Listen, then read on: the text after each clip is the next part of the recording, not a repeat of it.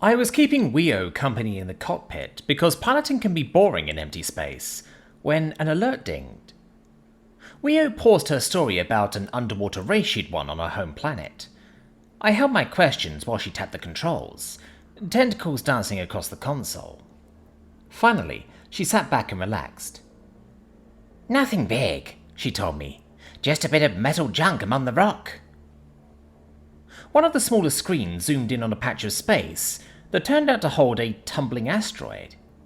"It doesn't register as any known weapon, so it's probably not a lost mine or what have you."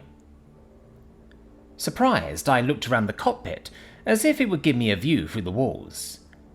"Is this area known for those?" "Nope," said Weo, "but space is big and time is long.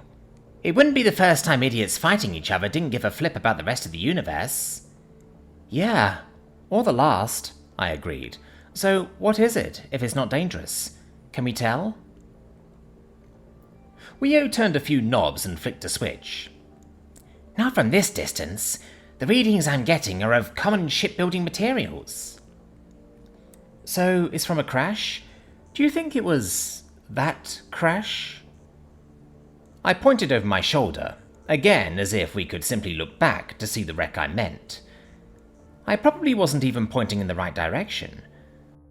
We hadn't seen the joyriding accident in person, just heard about it when we picked up our latest cargo. "Eh?" Weo said, studying a complicated set of imagery.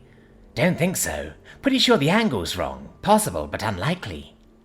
"If it is, do you think they'll want their part back?"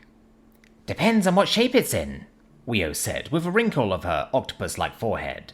"We'd have better odds selling it for scrap at the next station with a good mechanics sector." I scanned the many screens and readouts, trying to get a feel for how much of a detour it was. "Do you think that's worth checking?" "Sure do," Weo said cheerily, tapping buttons and touchscreens, adjusting dials, and fiddling with a couple odd bits on the console that I'm pretty sure were there just for fidgeting purposes. Weo was rarely still.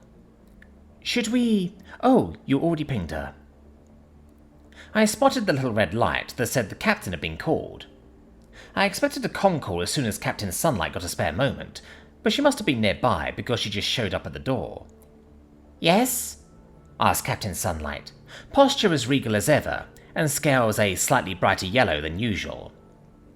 I still hadn't found a polite way to ask if the heat seekers on the ship polished their scales, or shed them in privacy for that occasional fresh look. Now certainly wasn't the time. Weo spun in her chair. "Permission to make a minor detour for potential salvage." "Show me." The captain walked over for a better look, about head high since I was sitting down. She peered at the various readings and gave permission. And, since it really was a very minor detour, she just stood there and waited, while we closed in on the lump of rock and metal. Soon enough we could see it on the main screen, turning end over end, travelling in roughly the same direction we were, just much slower. "No radioactivity," Weo reported. "No air pockets either, and the chance of germs is near zero." "The components seem relatively straightforward for a bit of simple machinery," said the captain, reading a chart that I thought listed something else. While they went over the analysis, I reflected that I really should ask Weo to teach me the basics of the controls in here. Not enough to fly. I was fully aware of how much training went into that, but just enough so I didn't feel like an idiot earthling who'd never been to space before, when more than one screen was active. "Let's use the grabber," Captain Sunlight said. "I'll prep the cargo bay." She made several calls to different parts of the ship, while Weo unfolded a portion of the controls that I hadn't seen yet. It was labelled Grabbing Arm. "Ooh, how's that work?" I asked. "It's nice and intuitive for once," Weo said, as she ignored it for long enough to steer us right alongside the spinning lump. She locked the speed in, but didn't make us spin to match it, thankfully. That would have been a bit much. Then she turned her attention back to the panel. It held several regular-sized buttons and one large black one. Oh, wait, that was a hole. When Weo stuck her tentacle in to manipulate the grabbing arm, I quietly shook my head.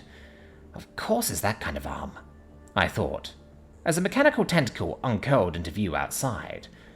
Why would I expect anything with fingers on a ship made by strong arms? Captain Sunlight finished talking to whoever was in the cargo bay and gave Weo the go-ahead. I watched the main screen as the grabber lined up carefully with the spinning mass of rock and metal, then gave it a calculated whack. A piece broke off and it stopped spinning. Weo peered at a readout. "Non-valuable material," she said. "I'll just get the big part."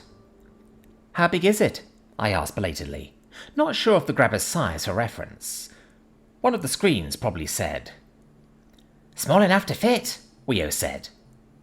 With a look of intense concentration, and several tentacles fidgeting behind her, she wrapped the metal grabbing arm around the asteroid and pulled it in. "I'm off to the cargo bay," announced Captain Sunlight. "Keep it nice and gentle." "Will do. No explosions of dirt on the floor if I can help it." Captain Sunlight nodded, even though Weo was watching the screen, and she left. I looked between the two. "I'm going to see if I can help," I said, getting up. "Sure thing. I'll watch from here." Weo gestured with another tentacle at a small screen on the side that had a great view of the cargo bay. Several crew members were waiting by the airlock.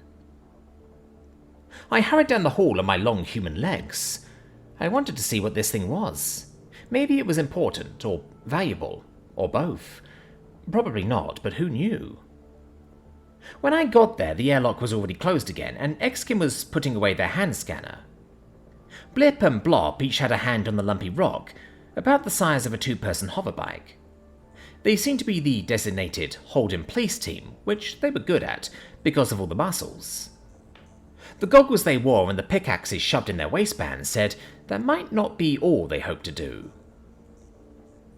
Exkin said, "No trace of anything biological," and moved to stand beside the captain. The two heat seekers were a healthy distance from the rock, clearly to give the Frillian twins plenty of pickaxing room. I thought I could see a bit of metal among the lumps, but it was hard to make out. The rock looked like several pieces are clumped together around it. I couldn't say whether they were stuck with glue, welding, or just gravity and time. A smattering of gravel had already fallen to make the floor treacherous. Blip and Blob seemed aware of that, since they moved their feet by sliding instead of stepping. At Exkin's declaration, the captain nodded to go ahead, and watched the Frillians grab their pickaxes. A voice from behind me complained, "I was going to watch." I turned to see Z retreating back into the hallway, all gaudy purple exoskeleton, and disapproval. He continued, "But I think I'll wait out here." I asked, "Do you think the chips are going to—" Then the first pickaxe hit with a thunderous clang, and I hustled out to join him. Captain Sunlight and Eggskin had also backed up further. I was pretty sure one or both of them were saying words of caution, but I couldn't make it out for sure. Z clicked his pincher arms and angled his antenna in disapproval. He probably had opinions about the best way to disseminate the chunk of rocks and nonsense. Z always had opinions. A concerned voice from down the hall asked, "What's happening?" I called back, "Salvage." Paint trotted up, her expression worried and her mottled orange scales less shiny than the captain's. I definitely have to ask about the polishing sometime. Maybe. "What kind of salvage?" she said. I told her, "Rocks and metal." Z said, "Loud and messy." Before Paint could press for details, the axe noises were replaced by a minor avalanche of rocks, etc., collapsing onto the cargo bay floor. The silence afterward made me rub my ears. Paint looked around the corner, then darted forward. Z and I followed. The pickaxes were already set down in favour of hands for picking through the mess. Blip and Blob pulled out something long and angular, each grabbing a different end and having a split-second tug-of-war like two puppies with the same stick. Then they held it up for the captain together. "Got it! Look at this!" We all looked. It was dented grey metal, long with a couple of joints, and with wires dangling out the bigger end. Straightened out, it would have been a little taller than the Frillians. I asked the obvious question. "What is it? Broken antenna?" Blip rotated it, peering at the wires, then the bent sections. I don't think so. These parts seem supposed to move. Yeah, and this end's serrated, Blob said, pointing at the narrow end. It's almost like... He grabbed the last two segments and wrenched them together. The metal screeched. The serrations fit together perfectly, in a startling imitation of Z's pincher arms. We all looked at him. Z hissed quietly and angled his antenna into extreme displeasure. Keep breaking, he said. What? Why? I asked. Z pointed a pincher. It is old enough to be ugly, an embarrassment to mesmers everywhere. A few careful questions and one angry rant later, it became clear that this mesmer, at least, was certain that every one of his species would be personally offended by the sight of this relic's lack of vibrant colours, and or gemstone decorations. No, it hadn't lost its decorations. There were no sockets for gems. No, it hadn't lost its paint. There were no traces, and paint was only for utter peasants who couldn't anodize metal. Ask Trilly, Z challenged. She's from a different moon entirely. Captain Sunlight quietly called Trilly to the cargo bay to give her opinion on something unspecified. Trilly arrived in a storm of shiny black and blood red, taller than Z, and curious why she'd been summoned. She caught sight of the relic. Throw that out the airlock immediately, Trilly hissed. Z said, I suggested they break it. That's good too. I said, I can't believe no mesmer ever would want to keep this for historical value. If it's as old as all that. It's a ship's grabber arm, right? It must have broken off in some historical battle or something. It could be incredibly important. They said, it's not, in perfect unison. Weo's voice came over the loudspeaker from where she'd been watching on the cameras. There's a mesmer colony not far from here. Public info says it's relatively new, so not the one that lost it. But it would take some detailed math and a huge map to track how far it could have drifted in that many centuries anyway.